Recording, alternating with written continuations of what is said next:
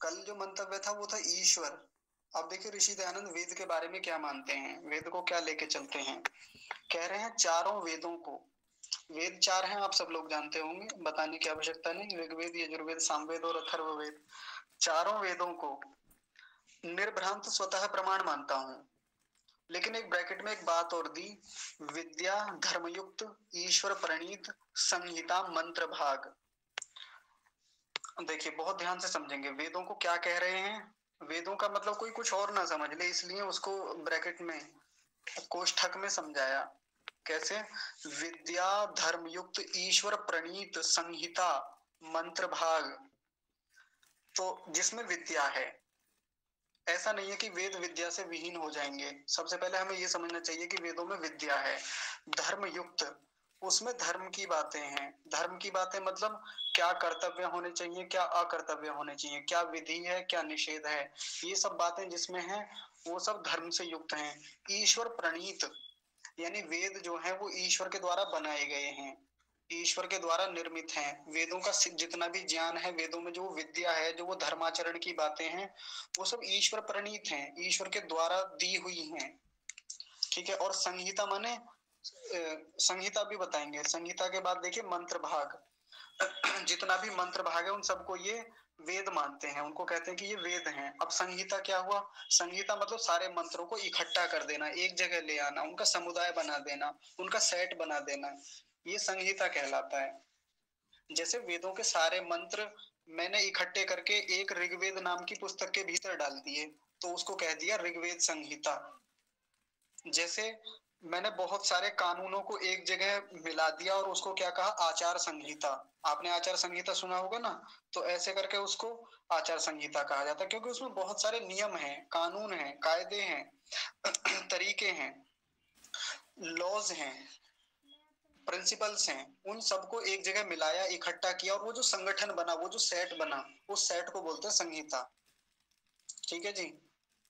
जैसे आपने आजकल सुना होगा यूनिफॉर्म सिविल कोड, समान नागरिक संहिता। तो यूनिफॉर्म सिविल कोड में जो कोड शब्द है, वो कोड संहिता को ही रिप्रेजेंट करता है।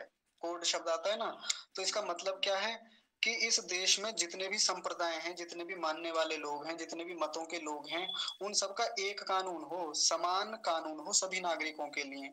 और उन सभी कानूनों को, सभी जो भी नियम हैं जो सब पर लागू होंगे, उनको एक जगह इकट्ठा कर दिया, उसको कहा कोड, COD कोड। और उसी को संस्कृत में संहिता कहते हैं, सम्यक रूप से इकट्ठा कर देना। ठीक है जी। तो ऐसे ही मंत्रों को जब इकट्ठा किया गया, क्रम से लगाया गया उन्हें, ओम अग्नि मीडे से लेकर आगे तक जितना भी आता है अंत तक, तो उन सबको संहिता कहा जाता है। को निर्भ्रांत स्वतः प्रमाण मानता हूँ। निर्भ्रांत का मतलब भ्रांति रहित, जिसमें कोई मुझे भ्रांति नहीं है, कोई उल्टा ज्ञान नहीं है, एकदम सत्य मानता हूँ सबको। और स्वतः प्रमाण मानता हूँ। स्वतः प्रमाण का मतलब होता है जिसको प्रमाणित करने के लिए किसी और चीज की आवश्यकता ही नहीं होती, जो स्वयं अपने आप में प्रमाण होता है। इस दुनिया में किसी ना किसी चीज को दूसरे को प्रमाणित करने के लिए हमें दूसरा प्रमाण चाहिए होता है, कि देखो ये इसके जैसा है, इसको ऐसे समझो, ये ऐसा होता है, इसको ऐसे समझेंगे। बहुत सारी चीजों का सहारा लेते हैं ना प्रमाणों के लिए, कभी शब्द प्रमाण का सहारा लेंगे, कभी अनुमान प्रमाण का, कभी प्रत्यक्ष प्रमाण का। लेकिन वेदों के मामले में ऐसा नहीं है। वेदों को सिद्ध करने के लिए वेद अपने आप ही प्रमाण है, स्वतः प्रमाण है। इस पर फिर कभी बात करेंगे विस्तार से, लेकिन अभी इतना ही समझ लीजिए कि वेद अपने आप प्रमाण होते हैं। बल्कि दूसरी चीजों को प्रमाणित करने के लिए वेदों को सबसे पहले लाया जाता है। वेद सबके मूल में होते हैं, इसलिए इसको स्वतः प्रमाण मानता हूं। अर्थात जो स्वयं प्रमाण रूप है, जो अपने आप में ही प्रमाण रूप है, कि जिसके प्रमाण होने में किसी अन्य प्रमाण की, इस अन्य ग्रंथ की अपेक्षा न हो। कि कई बार हमें ये देखना होता है ना, जैसे मान लीजिए हम सत्यार्थ प्रकाश में कोई बात देख रहे हैं और हम ये देखते हैं कि भाई ये सही है गलत है, तो हम क्या कहते हैं? अच्छा वेद में जाके देखो इसके बारे में क्या है, कहीं वेद में तो कुछ और नहीं है। अगर वेद में वैसा है तो फिर कह देंगे हाँ सत्यार्थ प्रकाश जो है वो वेदानुकूल ग्रंथ है।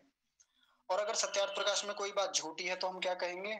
सॉरी, अगर वो सत्यार्थ प्रकाश में कोई बात वेद के विरुद्ध लिखी हुई है तो हम क्या कहेंगे? ये तो वेदानुकूल नहीं है, ये गलत है। तो हमने सत्यार्थ प्रकाश को सिद्ध करने के लिए, सही या गलत सिद्ध करने के लिए किसको प्रमाण माना? वेद को। ऐसे ही वेद को सिद्ध करने के लिए किसी और की आवश्यकता नहीं होती, कि वेद अपने आप में ही परम प्रमाण है, स्वतः प्रमाण है।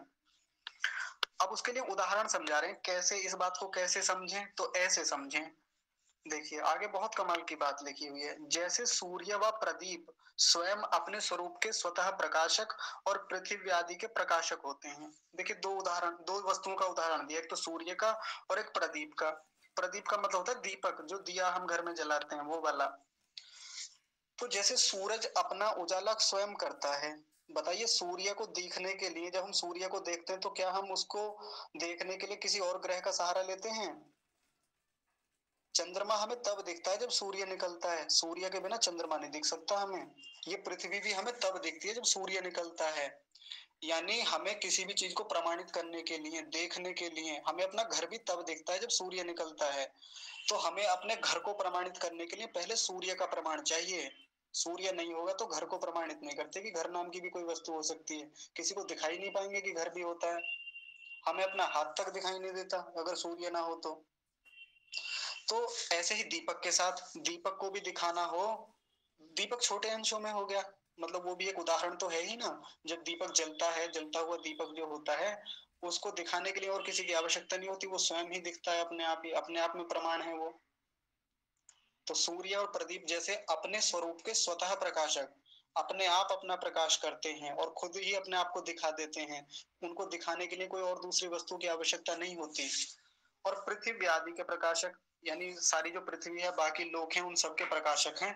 वैसे ही चारों वेद हैं, चारों वेद को भी, चारों वेदों को भी वैसा ही प्रकाशक मानना चाहिए, वो स्वतः प्रमाण है। और चारों वेदों के ब्राह्मण, अब यहाँ अगली बात कर रहे हैं ऋषि, कह रहे हैं कि चारों वेदों के अपने अपने ब्राह्मण हैं। हमारे यहाँ 4 ब्राह्मण ग्रंथ है ना, कौन कौन से? ऐत्रेय, शतपथ, साम और गोपथ, ये 4 ब्राह्मण हैं हमारे यहाँ पे। अब ये ब्राह्मण ग्रंथ क्या होते हैं? तो ब्राह्मण ग्रंथों का मतलब ये होता है कि इन ग्रंथों में बहुत मोटे मोटे ग्रंथ हैं। मैं आपको दिखाऊंगा किसी दिन, अभी रखे मेरे सामने ही। एक तो छोटा सा ही है गोपथ, लेकिन जो शतपथ ब्राह्मण है ना, वो 3 भागों में है, बहुत मोटा है। तो इसमें वेदों के ही मंत्र हैं, मतलब वेदों की ही लंबी व्याख्याएं हैं। वेदों के मंत्रों को उठाया ऋषियों ने और उनके लंबे लंबे आख्यान किए, व्याख्याएं की, उनके बड़े विस्तार किए, उनको ब्राह्मण ग्रंथ कहा जाता है। तो ये 4 ग्रंथ है, एक बार फिर से नाम सुन लीजिए। 4 ब्राह्मण ग्रंथों के, एक तो ऐत्रेय, दूसरा शतपथ, एक साम और एक गोपथ। आगे देखिए और क्या क्या है। 6 अंग, 6 अंगों की बात कर रहे हैं। 6 अंग कौन से होते हैं वेदों के? शिक्षा, कल्प, व्याकरण, निरुक्त, छंद और ज्योतिष। किसी भी बच्चे की जब पढ़ाई शुरू होती है तो इन्हीं से शुरू होती है, लेकिन हम नाम भी नहीं जानते उनके। हमें तो वही पता है ना, साइंस होता है, मैथमेटिक्स होता है, इंग्लिश होता है, हिंदी होता है, ज्योग्राफी होता है, बायोलॉजी होता है, फिजिक्स होता है, केमिस्ट्री होता है, ये तो हम सबको याद है। लेकिन हमारे यहाँ जो पहले कोई चलता था ना, हमारे यहाँ जो ग्रंथ चलते थे तो वो 6 अंग चलते थे, ये वाले, जिन 6 अंगों की यहाँ बात कर रखी है। कौन कौन से? शिक्षा, कल्प, व्याकरण, निरुक्त, छंद और ज्योतिष। एक बालक यहीं से पढ़ना शुरू करता था, शिक्षा से। वर्णोच्चारण शिक्षा पढ़ता था सबसे पहले, फिर अष्टाध्यायी, फिर महाभाष्य, फिर व्याकरण, तब जाके उसका पूरा व्याकरण पूरा होता था। फिर छंद पढ़ता था वो, फिर आगे के निरुक्त आदि ग्रंथों को पढ़ के तब ज्योतिष तक पहुंचता था, ज्योतिष पढ़ता था वो। ऐसे करके हमारी शिक्षा चलती थी और उसमें सारी चीजें जो आजकल के विषय हम पढ़ते हैं, ये सब पढ़ते थे उस समय। ऐसे ही आगे देखिए 6 उपांग। उपांग क्या है? तो 6 दर्शन। कौन कौन से दर्शन? योग दर्शन, सांख्य दर्शन, न्याय दर्शन, वैशेषिक दर्शन, वेदांत दर्शन, मीमांसा दर्शन, ये 6 हो गए। इनको, इनकी भी बात कर रहे हैं। 4 उपवेद, 4 उपवेद होते हैं ना, आयुर्वेद, धनुर्वेद, गंधर्ववेद और अर्थवेद, ये 4 उपवेद हो गए। और 1127 वेदों की शाखा। वेदों की शाखाएं क्या हैं? मतलब वेदों के ही, वेदों से ही निकल के ग्रंथ बनाए, छोटे छोटे 1127 ग्रंथ बने, जिनमें से बहुत कम उपलब्ध हैं अभी हाल ही में, जो कि वेदों के व्याख्यान रूप ब्रह्मा आदि महर्षियों के बनाए हुए ग्रंथ हैं। ये वेदों की जो 1127 शाखाएं हैं ना, ये ब्रह्मा आदि ऋषियों ने छोटे छोटे ग्रंथ बनाए वेदों का व्याख्यान करने के लिए। वेदों की व्याख्या जैसे ब्राह्मण ग्रंथ है, वैसे ही छोटे छोटे ग्रंथ बनाए। उनको परतः प्रमाण, अर्थात वेदों के अनुकूल होने से प्रमाण मानता हूँ। परतः प्रमाण क्या होता है? वही, मतलब इनको सिद्ध करने के लिए वेद ही आधारित होंगे। जैसे वही सत्यार्थ प्रकाश, सत्यार्थ प्रकाश को हम लोग कैसा प्रमाण मानते हैं? परतः प्रमाण। जब भी हमें कोई चीज देखनी होती है, कभी हम सत्यार्थ प्रकाश उठाते हैं, कभी ऋग्वेद आदि भाष्य भूमिका उठाते हैं, कभी आयुर्वेद रत्नमाला उठाते हैं, कभी उपनिषद उठा लेते हैं। तो ये सारे ग्रंथ कैसे हैं? ये सारे के सारे ग्रंथ परतः प्रमाण हैं। परतः प्रमाण का मतलब इनके ऊपर भी कोई एक प्रमाण है, बड़ा प्रमाण।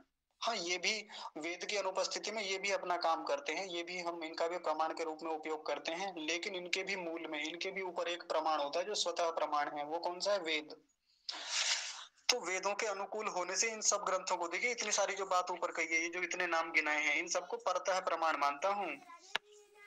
और जो इनके वेद विरुद्ध वचन हैं, यदि इनमें भी कहीं कोई वेद विरुद्ध वचन मिल जाए ना, या इनके अलावा कहीं वेद विरुद्ध वचन मिले, उनका अप्रमाण करता हूँ, यानी उनका खंडन करता हूँ, उनको प्रमाणित नहीं मानता हूँ मैं। ऐसा ऋषि कह रहे हैं। और आगे की बात, सारी बातें ऋषि इन्हीं पर आधारित करेंगे। जो भी कुछ अपना व्याख्यान करेंगे, कोई भी ग्रंथ लिखेंगे, यहीं से शुरू करेंगे वो। मतलब अपनी मान्यता बता रहे हैं कि मैं कोई गोलू मोलू ग्रंथ नहीं मानता जो हमारे हिंदुओं में चलते हैं। हमारे हिंदुओं के ग्रंथों की तो शुरुआत ही कहाँ से होती है? गीता से होती है, भागवत से होती है। इससे ज्यादा ग्रंथों के नाम ही नहीं पता अपने लोगों को। लेकिन देखिए, जितने सारे ग्रंथों के नाम मैंने यहाँ बताए, इनको तो छोटे से बच्चे पढ़ना शुरू कर देते थे हमारे यहाँ। और आजकल अपने आप को धर्माचार्य कहने वाले उन लोगों से कह दूं मैं, अगर उनसे पूछ लूं 6 अंगों के नाम बताइए, तो अंगों के नाम नहीं बता पाएंगे। उपांगों के नाम पूछ लूं तो नाम तक नहीं बता पाएंगे। पढ़ने की बात तो बहुत दूर है। ये जो अपने आप को कट्टर हिंदू कहते हैं, ऐसे कट्टर हिंदू भी होते हैं ना, कट्टर वाले बहुत मिल जाएंगे। अपने ग्रंथों के नाम नहीं पता, हम हैं कट्टर, गर्व से कहो हम कट्टर वाले हैं। लेकिन देखिए, ऋषि किन चीजों को प्रमाण मानते हैं, याद होने चाहिए हमें। पढ़ने की बात तो खैर जब पढ़ेंगे तब पढ़ेंगे, कम से कम अभी नाम तो पता हो। आप इनके नाम याद कर लीजिए, मैं एक बार इनकी पोस्ट बना के बढ़िया सी समूह में डाल दूंगा, नाम याद कर लेंगे हम लोग, फिर पता चलेगा कि ऋषि किसको मानते थे। ठीक है जी, आप मंत्र का अच्छे से विचार कीजिए, मंत्र के अर्थों को देखिए, एक बार इसको भी देख लेंगे। मैं इसको फिर से भेज दूंगा समूह में, ये जो वेद वाला मामला आया आज ये। और आप सब लोग इसे याद कर लीजिएगा।